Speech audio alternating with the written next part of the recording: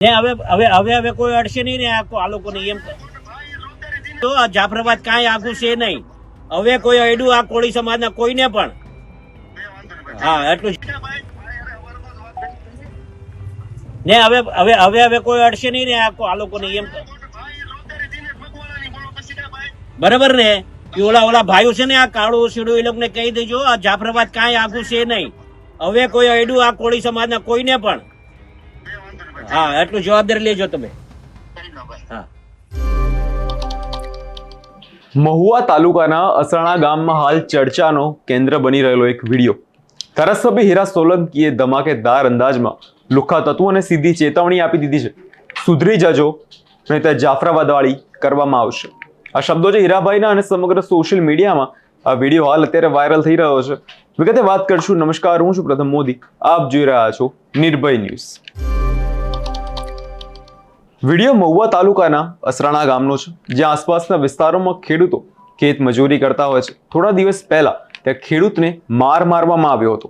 ખેડૂત ગુસ્સે ભરાયા અને તેમણે સીધી ધારાસભ્યને હીરાભાઈ સોલંકીને વાત કરી અને વાત પહોંચાડી. અને પછી શું, હીરાભાઈ મેદાને ઉતરી ગયા અને તેમણે પોતાની સ્ટાઇલમાં ગામના લોકો વચ્ચે ઉભા રહીને સ્પષ્ટ શબ્દોમાં ચેતવણી આપી દીધી છે. જે ખેડૂતને હેરાન કરશે, શોષણ કરશે, તેમના માટે જાફરાબાદ દૂર નથી. આ શબ્દો હીરાભાઈ સોલંકીએ કહ્યા છે. સરળ શબ્દોમાં કહીએ તો તેમણે ખેડૂતોને અસામયિક તત્વો હેરાન કરે છે તેમને સીધી ચીમકી આપી દીધી છે.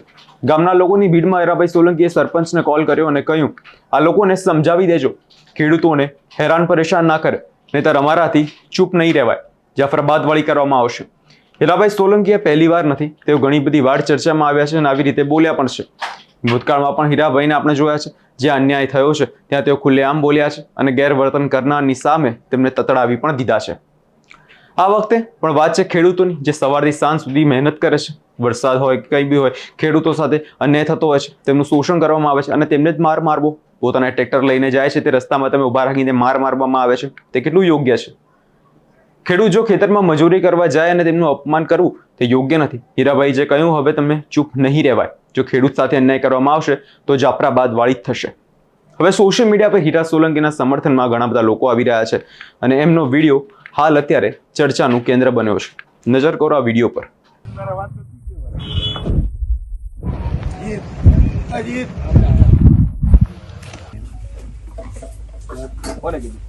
અહીંયા હતા ને બધા ભેગા છેલ્લા હતા બધા. કારુભાઈ હતા ને બીજા કાળુભાઈ કોણ છે? મુસલમાન. હા. બીજા અબ્રામભાઈ. બધા ના પેડી ઈવડાઈ ના છે, મોટા મોટા હોય ને એને. હા.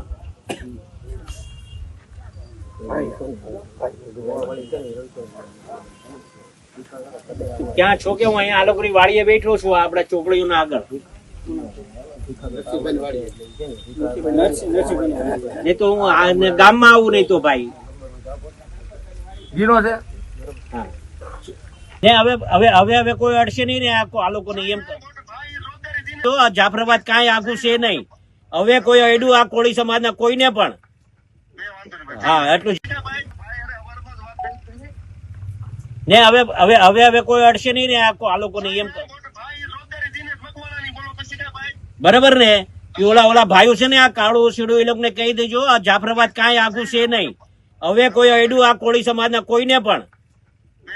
હા એટલું જવાબદારી લેજો તમે. હા.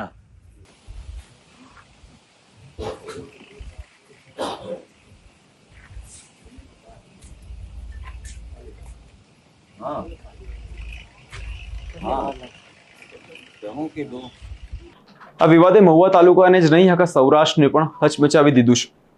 ખેડૂતોની ચિંતા કરનાર નેતા તરીકે હીરાભાઈ ફરી ચર્ચામાં આવ્યા અને ચેતવણી પછી શું ખરેખર આ લુખ્ખા તત્વો સુધરશે કે પછી આને આજ થતું રહેશે અને ખેડૂત સાથે અન્યાય ચાલતો રહેશે?